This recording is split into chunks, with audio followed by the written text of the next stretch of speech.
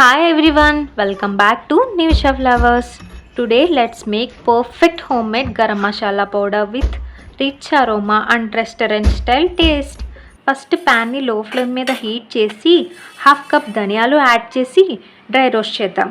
Next half tablespoon జీరాని add చేసి లైట్గా రోస్ట్ చేయండి.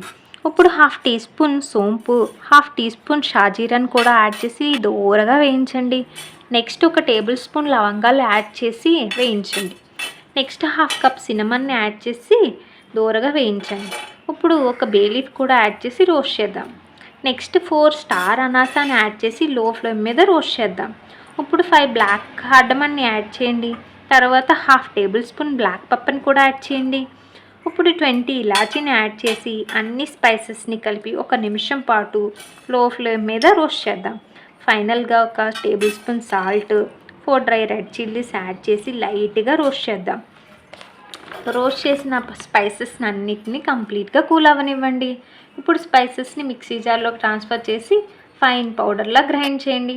చూడండి ఎంత రిచ్ కలర్ అండ్ మంచి అరోమా వచ్చిందో. ఇప్పుడు ఈ హోమ్మేడ్ గరం మసాలాని ఎయిర్ టైట్ గ్లాస్ జార్లోకి స్టోర్ చేద్దాం. చూడండి చాలా ఫ్రెష్గా ఉంటుంది. If you enjoy this recipe, please like, share, subscribe to Nivisha Flowers. Thanks for watching.